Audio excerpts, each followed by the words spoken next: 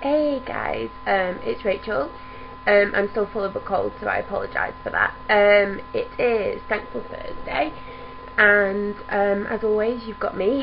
And this week, we're going to discuss something that I think it was a viewer sent in a question to the channel, which is something that we used to do before we sort of started designing rotors, and I'm thinking it's probably quite a good idea to do it again.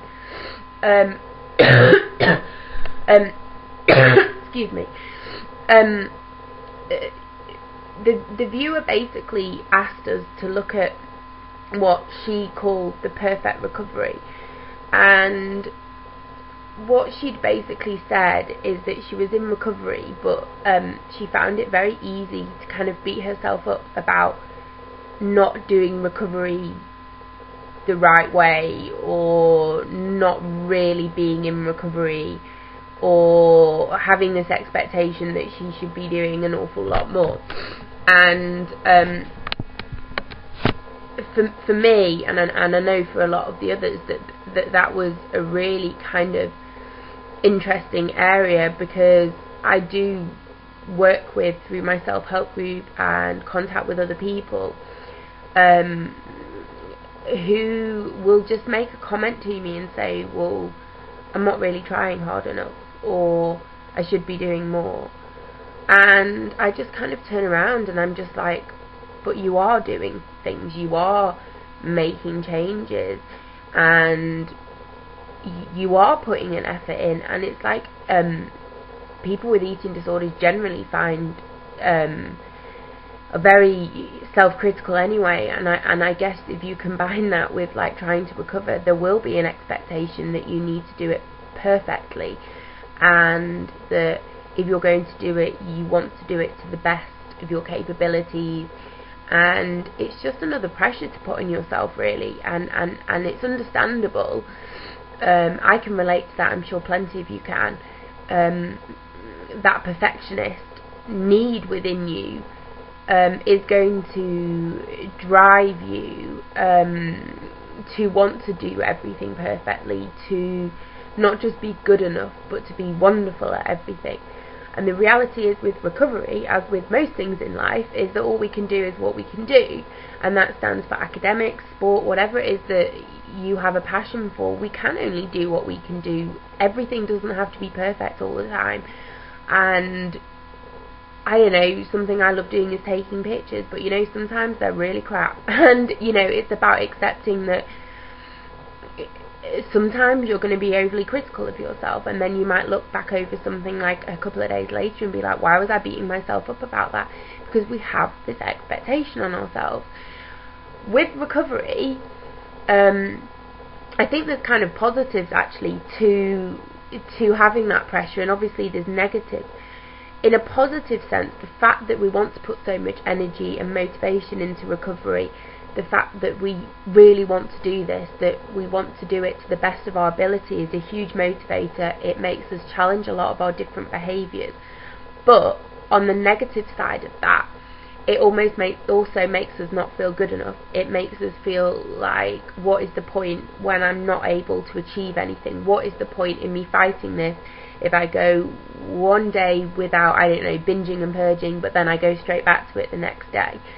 And it's that whole glass half full, half empty. And I think the way that, I know the way that you need to therefore address that when you're in recovery isn't that I've fucked up, excuse my language, but is actually I went that day without. And it's like something that I kept in mind in recovery, but also with my depression. I can't remember who it was who said it. It's somebody in like somebody who's famous who's dealt with depression, and it was kind of like, rather than counting the days that I was depressed, I counted the days that I wasn't, and that I coped a lot better. So for example, you've got 7 days in a week, and it was kind of like, I was actually okay on Monday, managed to go out, I managed to socialise and maybe have a coffee with a friend. But the rest of the week I felt like I couldn't face social activities. I was feeling really rubbish about myself. I was just trying to distract myself in the house, but I didn't make it out. So rather than saying I've had 6 days where I've felt really rubbish and really struggled to even get out of the house, is to say, but I've had 1 day where I didn't. And it's about adding up those times, those periods, those moments, those days, weeks, months as you progress with your recovery where you did do well.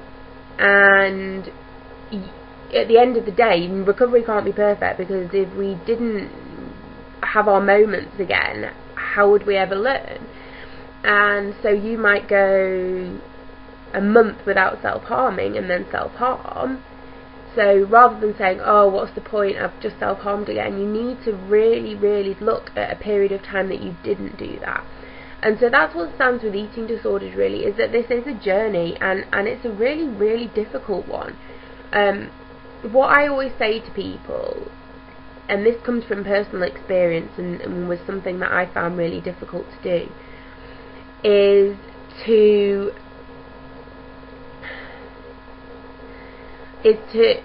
try and keep your focus on what you're doing, okay, and what you want to achieve.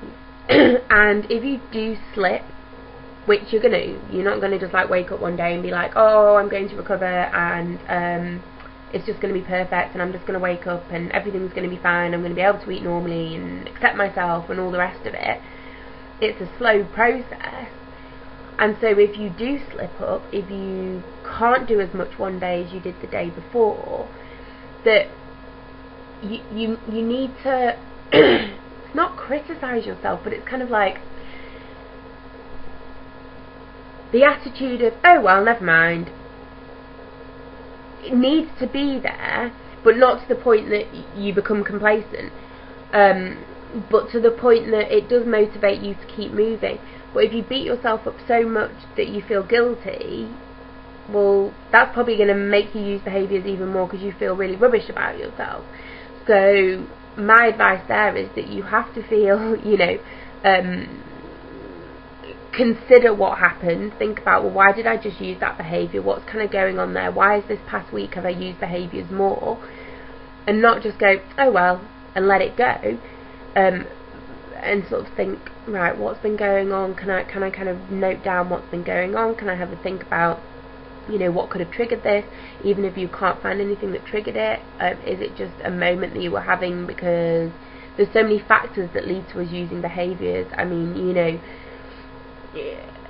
a very big thing that comes across with me when I work with people is this like habit of binging and purging and breaking that habit. And if you've had a period where you've been doing it more so and it's kind of not changing really, but you really, really want to recover, you need to be realistic with yourself about what you can achieve. And as I say, if you do use behaviours, it's brilliant if you can bring that to somebody and say, do you know what, I'm really disappointed in myself that this happened again, and I feel really frustrated because I'm trying really hard. But then to get that support, but not be all like, oh, I'm such a waste of time, why do I even bother, what's the point of me recovering if I can't do this the right way? And I think that was what was kind of, the viewer was kind of getting at with us, that we do have this expectation, and you do need that element of really wanting to do this the right way. But if all you're going to be is feel bad about yourself because you're not good enough, it makes it even more difficult for you. One of the commonest things I come across is that when people try to recover, that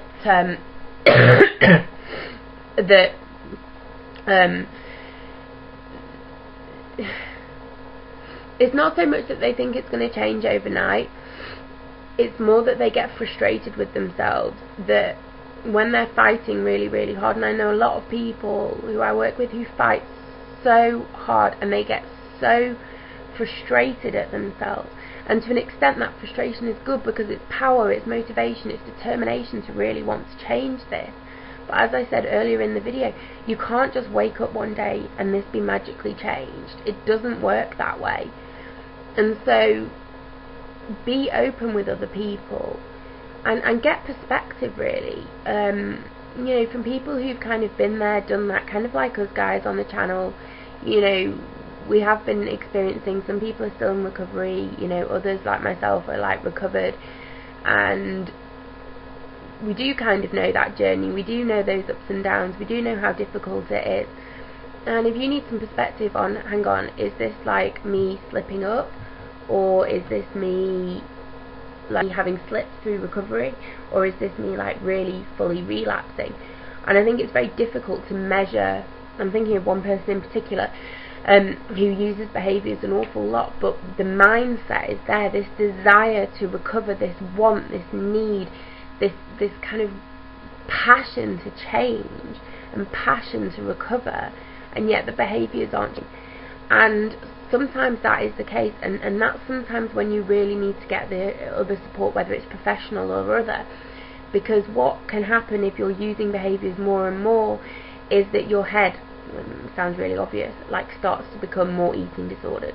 So you're in a place whereby you're still using behaviours, but you have this desperate need to change, but the behaviours are deteriorating. What actually then happens is that your head starts to deteriorate. So I know people who have gone from being in a very, very, very positive frame of mind with recovery, using behaviours, but it's an improvement, so those behaviours really, really deteriorating and incredibly quickly, and then that positive mindset kind of like shrinks with that as well. And I think it's about when trusting people when they say, you know, your head was in a better place a couple of months ago, and I think that because you've been using behaviours more, that shifted, that you need to try and trust people and rely on them for giving you that perspective, and that perspective can come from anywhere. It can come from us, it can come from friends, it can come from family, it can come from professionals, you know, whichever it is. So I guess overall there is no perfect recovery. If recovery was perfect, we wouldn't have mental illness, we wouldn't have eating disorders, because if we could just do this perfectly, then nobody would be ill. And it is about realising that it's great that we want to recover and we want to achieve, but also we have to give ourselves a break, and we also have to be realistic about what we can achieve. And I saw people go from like ill to like just eating normally, and it was kind of like there was no emotion, there was no nothing there, and it was kind of like this isn't going to last, because all they've done is just cut their emotions off. It often happens in hospital. People get into hospital and it's just like, well, I can't do anything about this. Cut all their emotions off and get out and relapse straight away. And I visited people who I know in hospital who've been in that place where there's been no emotion attached to the fact that they're having to eat, and I'm kind of like, right, okay. And the time that I know that people are dealing with stuff is when there's emotion there, because if there's emotion there, if there's fear there, if there's this anxiety around food, it means that you're actually challenging yourself, and that's a really positive thing. And I think that it has to be within reason, but when you are starting to eat like better and all the rest of it gain weight, if you don't challenge yourself, it's never going to change. And it doesn't mean setting yourself this ridiculous goal, but it means that you should feel uncomfortable. I remember eating dinner and like damn near crying into my dinner, okay, when I started to recover. And that's okay, because that's how it should feel, because that means that you're actually dealing with stuff. It means that you're not blocking all those emotions that the eating disorder did. So just give yourself a break, learn from your slips and your mistakes, and just have faith that this will keep moving forward, that this will improve and it will get better, because, you know, I'm living proof, a lot of the other girls, that you can fully recover from an eating disorder, that you can feel happy about yourself, and as I said last week, not have a relationship with food because you just eat normally. And that is possible. A lot of people doubt that, but there is, you know, for me, as the years go on, and initially I was kind of dubious about whether full recovery existed, because I couldn't imagine not always having those thoughts, even if my weight was normal and I was eating. And as the years pass, I come further and further away from that place, and the further I come away from that place, the more I do believe that full recovery is possible. So it's worth it. It's worth the fight. It's great if you've got that like kind of feeling that you need to do this perfectly, because it's great that you want to put all that energy and determination into it, but also just just breathe, and just remember that we all kind of have slipped, and don't focus on all the negative things. Focus on what you have achieved, because it's ultimately going to really help your self-esteem as well. Okay guys, I'll see you next week. Okay, bye.